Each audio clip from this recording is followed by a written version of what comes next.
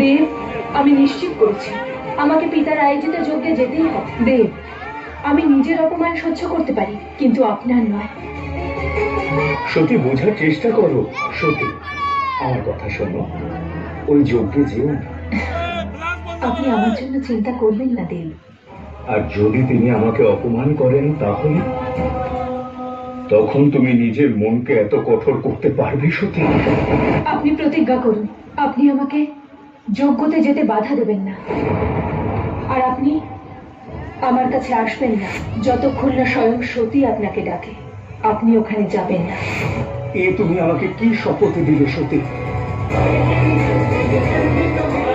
দেব, আমাকে বিশ্বাস করুন দেব, আর আমি না গেলে ওখানে কোনো আহুতি ফলিত হবে না, আর তাতে কল্যাণের পথে বাধা আসবে। সঠিক বলেছ। তোমার শপথের সম্মান রাখার জন্য আমিও একটা প্রতিজ্ঞা করছি। যতক্ষণ তুমি ওই যজ্ঞ থেকে ফিরে না আসো, ততক্ষণ আমি নিজের চোখ খুলব না। যতক্ষণ তুমি শিবকে নিজে না ডাকবে সতী, শিবের নেত্র বন্ধ থাকবে। ঠিক আছে দেব, আপনি আমায় আজ্ঞা দিন।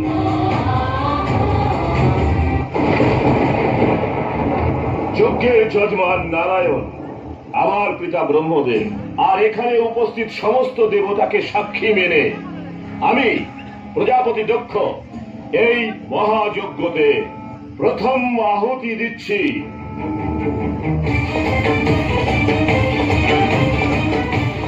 পিতা, দ্বার পালকদের এতটুকুও বুদ্ধি নেই যে শুভ কাজের সময় শ্মশানবাসীদের ছায়াও মঙ্গলময় হয় না। এই যজ্ঞতে কেবল আহুতি দেওয়ার অধিকার চাইছি পিতা। যার নামে তর্পণ করা হয়ে যায় সে প্রেত হয়ে যায়, আর তাদের শুভ কাজে কোনো স্থান হয় না। যে ওই যে আমি মহাকালের কাছে তোমাকে দান করেছি। আর সেই মহাকালী আমায় গ্রহণ করেছিলেন পিতা।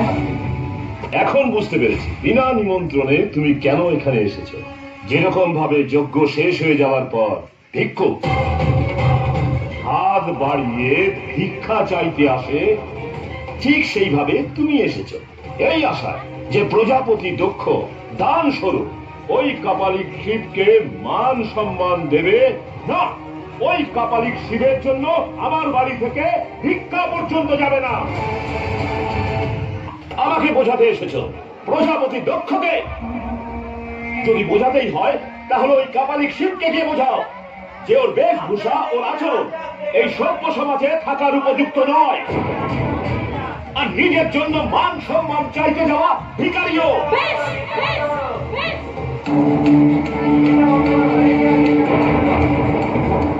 আমি আমার শিবের বিরুদ্ধে আর একটা মন্দ কথাও শুনবো না।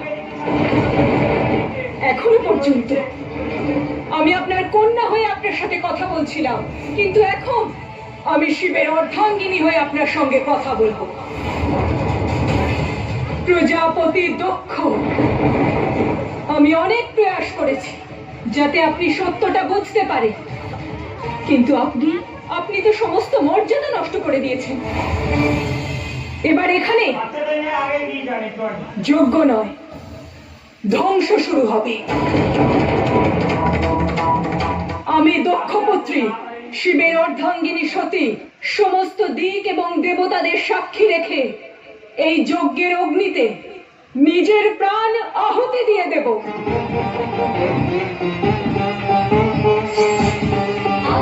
সত্যি আমি মহামায়া, সতী রূপে আমি শুধু ধরেছি লুকায়া। চিরুরাই পিতামহ তোমার কন্যায়, সহিব না যেন আমি চরম